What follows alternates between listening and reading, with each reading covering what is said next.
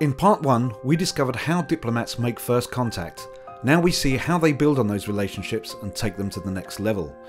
And a vital part of that process is understanding their surroundings. And in Hamburg, that means a visit to the celebrated and historic docks and an early morning boat trip.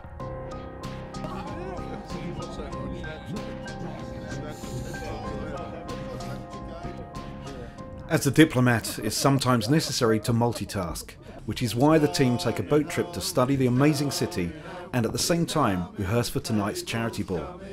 Fine detail and planning are needed, and it takes a diplomat's experience and unquestioned know-how to utilise their environment to the full.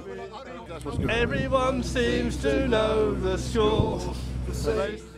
Paul East reads out a letter from the Foreign Office. The contents refer to the successful trip to Munich a few years ago, and how it's imperative that these diplomats make this trip just as successful.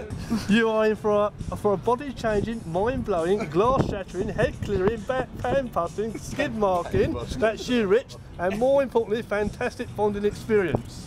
Yeah. It can happen, James. For the few who have been before, don't expect a repeat of the former visits. This one will definitely bring the hairs up on your neck and the odd tear to your eye.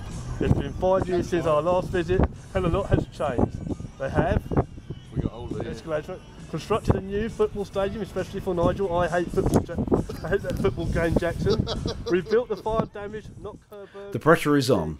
They suddenly realise the gravity of the task and the fact that tonight's performance could hold the key to the success of the trip. So many jokes, so many jokes. Another key responsibility for diplomats is to assist and encourage each member of the team to succeed. So today saw part of their ongoing challenge to help Jono Thetford in overcoming his fear of heights. This really shows how the team cares. After recovering from his ordeal, Jono explains the history of a local building. Dave, this is a building that we haven't seen as yet on the tour, called the Median Bunker, which is now like a studio, soundhouse recording place. The lads have given me so much stick about this over the weekend, but we've seen it from all different angles and even upside down from the roller coaster, which is just on your right hand side. In a surprise move, Nigel Jackson has taken on the responsibility for sporting matters. And although has an absolute hatred for football, he has put his feelings to one side so as to ensure that no more diplomatic incidents occur. But to keep up his spirits, Nigel is keen to sample breads and beers and any other snackette-based sustenance from around the stadium.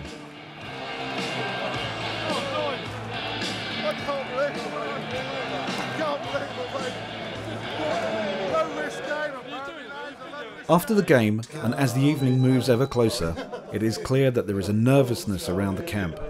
Tonight's performance could mean literally billions of pounds to the UK and German economies. And now, being on the beer since 10 AM suddenly starts to look like a bad idea, as the diplomats start to feel the heat. It's coming home, it's coming, table's coming home. It's not that at all. If you listen to it, it's coming home, it's coming, table's coming home.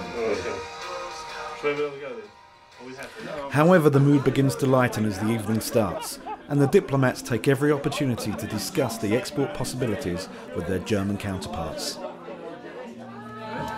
Has anybody, Dave, have you had a word with Kai? I'll be on tonight. Has anybody made sure with the itinerary to have a word? No, I'm not in charge.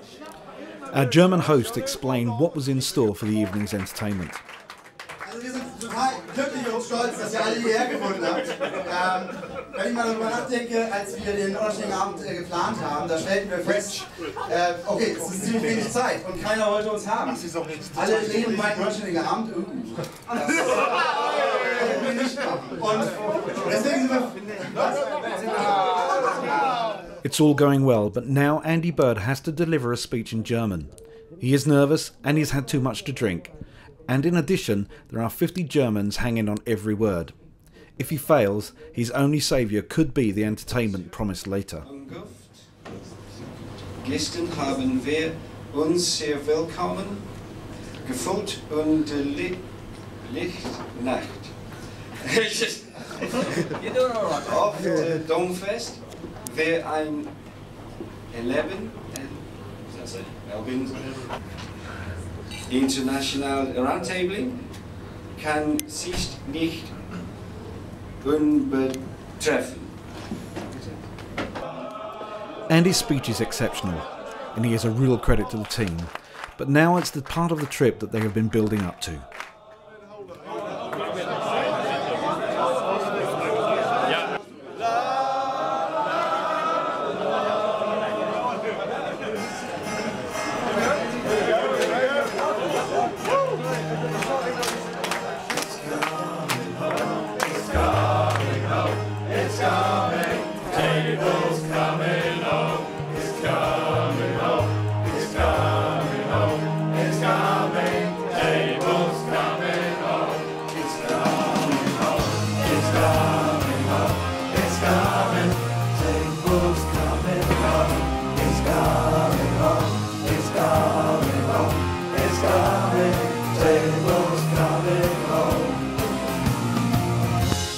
Everyone seems to know the score.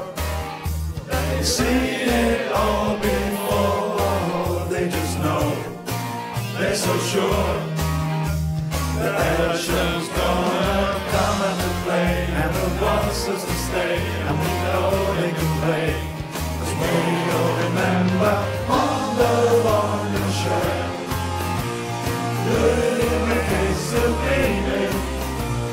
Found so many friends, we still think we're dreaming.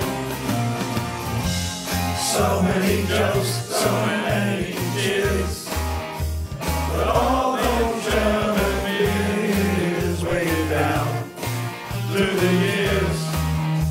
But we remember the festivals, singing out loud, standing on chairs. Nice girls dancing on the London shirt. Good in the face, still beaming. Found so many friends, we still think we're dreaming. Berlin's 2005, over to Salzburg, then through to Munich in 2007 for the Oktoberfest. Stuttgart 2009, and then Hamburg 2010.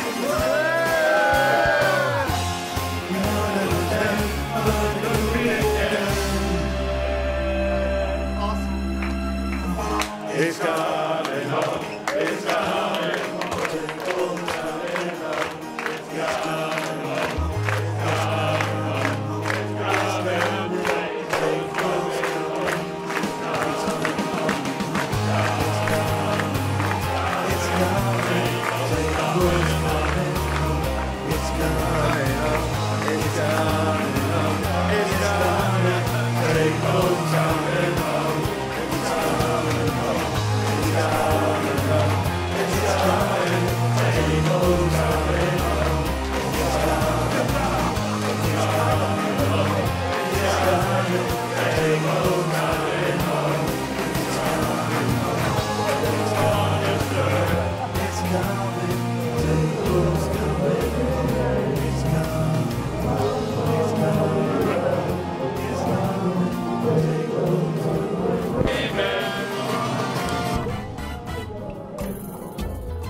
Tonight's performance goes well, and one of the diplomats, Graham, who had originally come out as being gay, even managed to have an intimate moment with the dancer.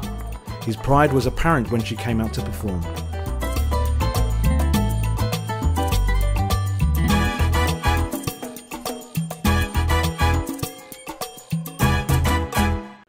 Then disaster. Graham's girlfriend turned out to be a boyfriend.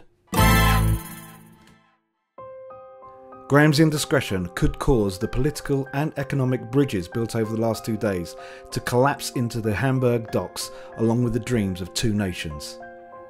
The team are devastated, and within minutes the German press were calling the international incident Grahamgate. How can they get out of such an embarrassing situation? Well, maybe tomorrow will tell.